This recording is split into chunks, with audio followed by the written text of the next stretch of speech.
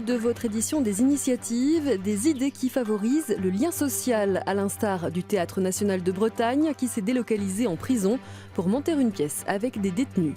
Nous irons également dans les recoins abandonnés des villes, des lopins de terre inutilisés, transformés en jardins communautaires.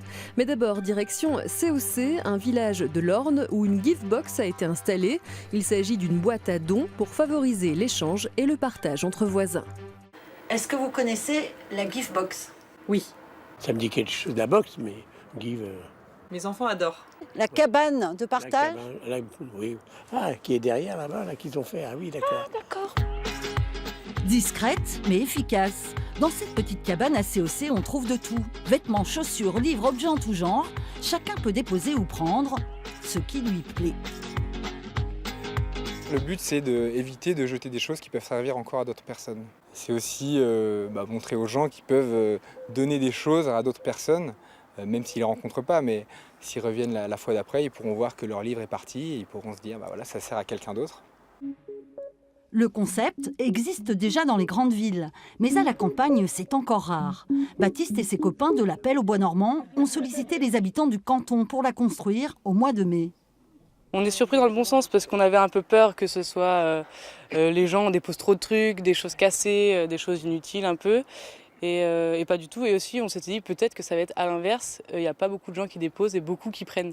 Et là, c'est bien égalisé parce qu'il y a beaucoup d'objets qui arrivent et qui repartent. Enfin, moi, à chaque fois que je viens, il y en a des nouveaux. Et donc, c'est ce qu'on attendait, quoi. Donc, c'est super. Ça vit. Ça vit. D'abord venus en curieux, les gens commencent à s'approprier cette drôle de cabane, comme Jean-Claude, qui fait partie des adeptes. On sait ce qu'on y dépose, mais on ne sait pas ce qu'on y trouve. C'est ça qui est étonnant. C'est la caverne d'Ali Baba, un petit peu, on va dire. Moi, je trouve ça adorable, quoi. Bon, puis c'est une initiative faite par des jeunes qui sont pleins de talent, pleins d'énergie, qu'il faut vraiment aider, et puis il faut y aller, quoi. Ça fait plaisir, quoi. Un peu de temps, une envie de chasse au gaspille, vous aussi, vous pouvez vous mettre à la gift box entre voisins, avec de la bonne volonté. Le partage et l'échange, c'est aussi le credo des potagers communautaires. Le mouvement des incroyables comestibles propose de réinvestir chaque mètre carré de terre disponible en ville pour y cultiver fruits et légumes. Illustration à Orléans. Un lopin de terre coincé entre une cité HLM et une grande surface où poussent librement légumes, fleurs et aromates à la disposition de tous. C'est le concept des incroyables comestibles, une expérience importée d'Angleterre il y a 4 ans. Une initiative écologique, économique et communautaire. Ouais, déjà c'est manger naturel, c'est manger bio, ce qu'on appelle aujourd'hui. Et puis parce que c'est manger local, donc ça évite du transport et c'est chouette aussi de pouvoir donner, qu'on soit récompensé de ce travail qu'on fait. Nos incroyables comestibles se sont installés sur un terrain prêté par le gérant de la grande surface voisine, séduit par cette drôle d'idée. 1, 2, 3, 4 et 3, ouais. C'est cool.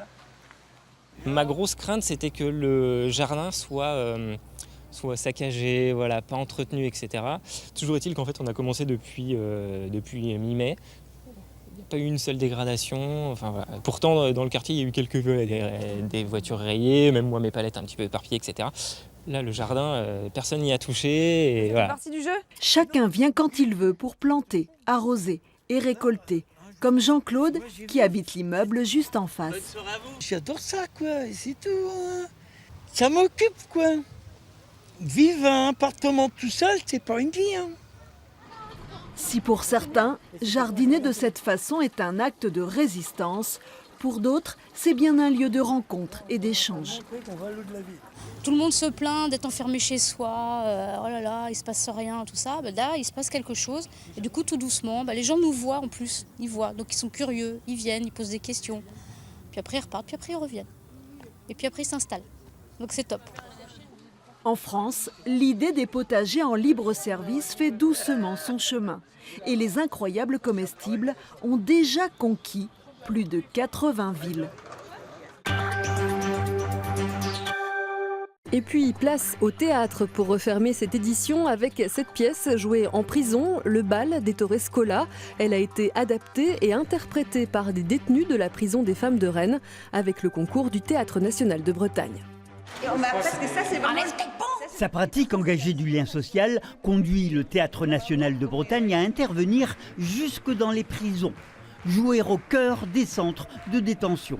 Le théâtre, un outil de plus offert aux détenus pour se reconstruire. À l'issue de plusieurs ateliers d'écriture et d'improvisation, les détenus ont créé le bal d'Ettore Scola. Là, c'est qu'une petite partie, une infime partie de la joie qu'on a pu avoir à travailler avec ces femmes-là qui ont vraiment pris le travail à bras-le-corps. Enfin, c'est ce qu'on leur disait avant-hier, parce qu'on commençait à faire des filages et tout ça, qu'on a travaillé avec elles comme nous, on peut travailler en création. En fait, on est vraiment rentré dans un processus de création de personnages, création d'une histoire qui est collective, qui n'existe pas, qui est sortie de la tête de toutes, on a construit ensemble. Et du coup, voilà, là on a un vrai spectacle.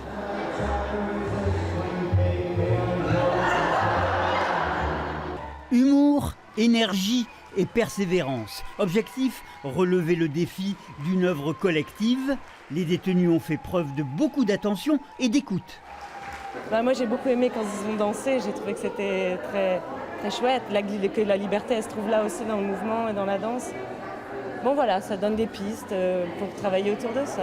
Des fois, c'est pas tout à fait aussi juste qu'on voudrait dans l'intonation, mais on sent que les personnes sont engagées et je vous remercie beaucoup parce que c'est vraiment une conversation. On vous apporte, je pense, mais vous nous apportez aussi. Merci. Travailler avec l'intime dans un contexte pénitentiaire se poursuit toute l'année.